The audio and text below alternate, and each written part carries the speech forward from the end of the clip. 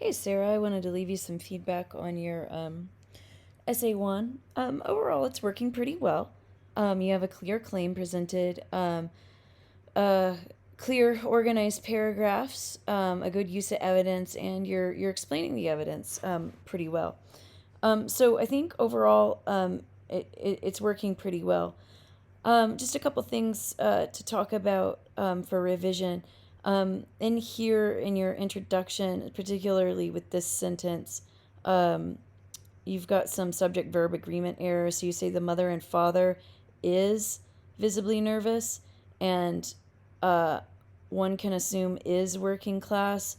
Make sure that you clean that up because you have a plural subject here, so you have a subject verb agreement error here.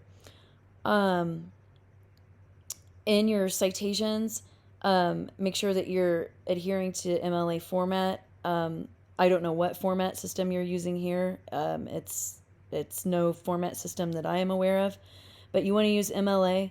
So MLA requires that you include the author's name and the page number, and there's no punctuation here.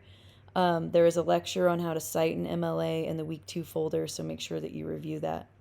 I think that you're presenting your stance quite well.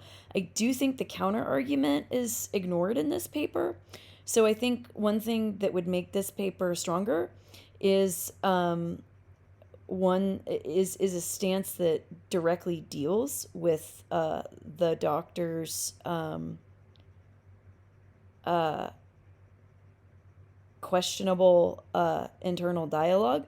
Remember, we're privy to all that. So, a skeptical reader, particularly in here, given that he does say these things about her, but he also says some pretty questionable things about her, some things that I think that are inappropriate both in a sexual sense, but also in a professional sense. So maybe in both ways.